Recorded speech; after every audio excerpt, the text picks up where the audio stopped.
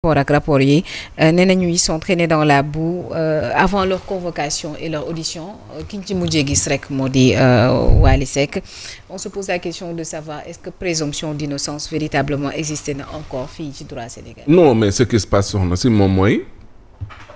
ay njiit yoo xamante ne li ñuy jiite mooy selon les humeurs des militants parce que munoo comprendre lu mel nii ay nit mbirum sentif enquête la. Mais jàpp naa ne c'est dans la discrétion même bu ñu koy jébbal procureur seen diggante la ak procureur mais xam nga lan mooy xew yow balaa rapport bi di génn sax ñoom ci seeni nit seen officine yi am na ñu am rapport yi seen page Facebook na ko fa tàbb ngay gis. C'est grave. Oui, c'est très loolu grave. moom moo ci am. Oui. Page Facebook nañuy jël ne tab ne la diw dinañ ko toppee léegi 2 jours après nga gis na ne diw toppee nañ ko loolu mais loolu. lan mooy expliquer ñuy jël loo xam ne rapport confidentiel la entre CENTIF ak procureur bi nga xam ne moom moo war a jël dossier bi war ko mën a saytu mais ci diggante ba mais yëf ya wër na àdduna. fépp ñu partagé ko fa. te premier ministre bi ñaawlu na ko de. parce que mooy nit ki. nañ ko yóbbu à l'abattoir rek. nañ ko téye ku nekk wax lu ne. jeter l'opprobre ci nit ki jeter le discrédit ci nit ki ba nga xam te nii dañuy jàpp ne dootoo tekki dara. loolu moom mooy wax ji ci loo xamante nii yaa ngi koy wax présomption d'innocence da cee am. oui parce que nit ki boo koy topp dara moom am na droit moom ak ses conseils si vous voulez ses avocats ñëw ne la man lii nga may toppee def ma ko bu ñu demee nag ba ci àttekaay bi nga indi say preuves CENTIF indi ay preuves am su boobaa le juge est libre moom mooy àtte. condamnation bu amagul munoo ne nit ki kat tuumaal ko xëpp ko lu ne asibëg lu ne wax ni yàq daram ne kii kat ab luubalkat la ab sàcc la ab nangam ak nangam peindre ko aux yeux de l'opinion comme koo xamante ni c'est un voleur de deniers publics te amul dara lu koy attesté gum lu dul ne sur la base d'accusation la wala ay rapports yu ñu produire te ci kaw rapport yooyu nit ki mun na démonter lu élément par élément lu ñu ko jox yépp ñaata nit nañ fi defal non-lieu et pourtant à la base ils ont été chargés ba nga xam te nii ci ay accusations yoo xam ne après ay non-lieu nañu am dara du ci dëgg beneen bi moom mooy lu gën a paradoxal waaye yéen rapport yi ngeen ne yéen diggante 2023 la ak 2024 waa duñ mën a CENTIF doxatul de waa léegi depuis 2024 ba léegi ana rapport CENTIF kon yéen moom defoo leen transaction boobaa ak léegi. ko laaj waa CENTIF. de dama ne. waa APR nañ fi jël ay nit cité leen ne leen ñii CENTIF kat da leen di topp n'est-ce pas ñu ne lii kat 2020 la 2022 2023 2024 waaye yéen a jël nguur gi avril 2024 waa avril 2024 ba septembre 2025 kon yéen benn transaction amul ci réew mi kon yéen CENTIF amul dara loo xam ne signalé nañ ko loo xam ne ay transaction la lu bàyyeekoo ci ñoo xam ci ñoom tamit kon ñoom demuñu banque daal kon ñoom defuñu ay transaction ah mais tamit c'est paradoxal soxna si mais parce que munoo jël benn camp rek tamit topp leen ne leen woy yéen a fi def lii yéen a ñuy toppe lii yéen a ñuy toppale te liggéey CENTIF moom mooy lépp lu jëm ci ay transactions financières douteuses tey jii nii mu war ko mën a jël en compte waaw boobaak léegi kon benn transaction amul dara lu ñu mën a wax ci lu jëm ci loolu là-dessus certainement peut-être qu'ils vont revenir ci rapport yooyu nga xamante ne moom ngay laajte te ba tey war nañ ñëw furaas ne xëndem dara leerul mais Pierre Simon mission yoo xamante ni CENTIF moom sont expressément encadrées par la loi comment ça se fait que fuite yi di am.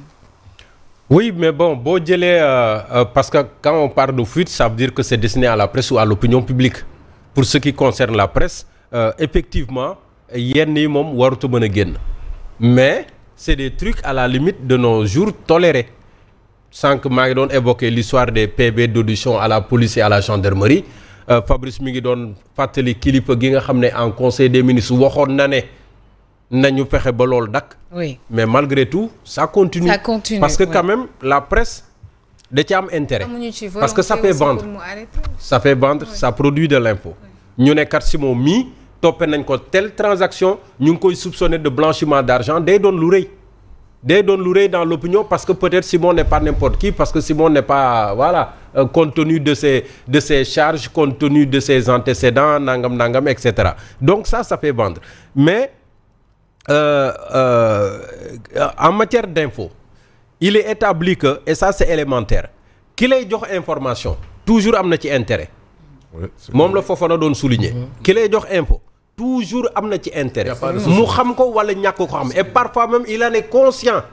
parce que c'est soit pour attirer les projecteurs sur lui ou ce qu'il fait ou pour joxoñ kenn dans le bon sens sóoraale leen diw parce que ça nous arrive plusieurs fois ay jamono dañ daan wax ne joueurs yu bëri yi ñuy tudd souvent dañ leen di gis après ci équipe nationale donc on met les projecteurs sur quelqu'un mais également parfois ça peut être pour nuire nga yàq deru nit ki joxoñ ko tam ko dëmm tuumal ko et souvent c'est ça loolu nag mooy le travail de la presse mooy la vérification les recoupements la triangulation mais très souvent on se limite à l'aspect brut de l'information parce que tel est cité dans un rapport souvent moom ci boppam da koy gis peut-être qu'il a ses sources wala da koy gis directement dans la presse et voilà ça continue ça part dans tous les sens mais récemment j'ai eu l'occasion ma toog ak benn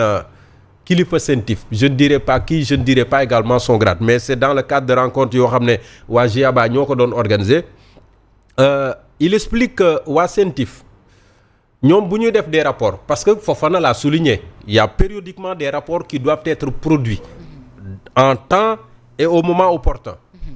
rapports yooyu souvent il y a des rapports destinés au public mais rapport yooyu ku am habitude de lire rapport du CENTIF tu verras par exemple des noms comme alpha oméga bêta tu lis les faits bu dee yow tu es au courant des faits mën nga xam ne peut-être Mamadou Fofana la ñuy waxal wala Mbaye Ndiaye wala Simon mais les noms ne sont pas expressément écrits mentionnés dans les rapports destinés au public et il se débrouille de telle sorte que même les faits dañ koy bind de sorte que yow doo gaaw a jëli c'est pour ne pas exposer la personne ça je l'ai eu de quelqu'un qui est de la CENTIF maintenant rapport yi nga xam ne day dem au niveau du parquet par exemple justice rapport yooyu moom bu yeggee juge bi dina xam ne kii Simon la donc je l'appelle directement xam na parce que c'est des rapports qui lui sont exclusivement destinés donc fuite yi nag pour xam ndax Thierno la ñuy topp wala Yacine mais souvent foofu lay jógee je ne dis pas que le parquet organise les fuites déedéet mais des gens peuvent être au courant ñu commencer sennal yenn yi pour peut-être joxoñ kenn et très souvent ça se passe comme ça mais il est établi que de tout temps les rapports ont toujours fuité de tout temps la presse les a traités de tout temps liñ ciy ñaawlu nag. mais c'est pas normal aussi. c'est pas normal mais liñ ciy ñaawlu mooy justement li ñu doon discuter sànq. mooy nit ki kat dañ koy joxoñ wala junj ko tudd ko ci benn mbir. mais ça ne veut pas dire qu'il est coupable mais dans l'opinion publique les choses parfois sont présentées de sorte que dañuy ne moom moo ko def. on te juge déjà et on te condamne. alors que mën nga dem ba ci biir ñu setal la ci wecc. doonoo ci dara peut-être avec le cas Wally Seck mi nga xam ni barki dem moo njaay lii lañ ko fi amul luñ ko fi waxalul ci rapport bi nee nañ sax 5 milliards yi moo ko jël amaana ñoo xam ne xamuñu sax exactement 5 milliards yi comment ça s'est passé te jiñ nañ ko voilà léegi nag pour terminer côté boobu en matière de blanchiment de capitaux comme niñ ko doon tuddee ci affaire viol pas plus tard qu'hier avec yow xaw ma kañ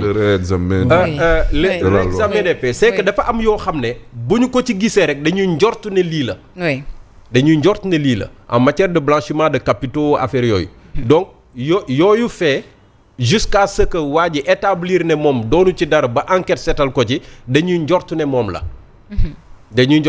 peut-être moom Wally li ko ci boole mooy transaction bi mu def et l'avocat l'a expliqué avec le fils de l'ancien président Macky Sall loolu kese ko ci dugal mais bu dul loolu amaana s'il arrive à prouver que loolu kese la moom doonu ci dara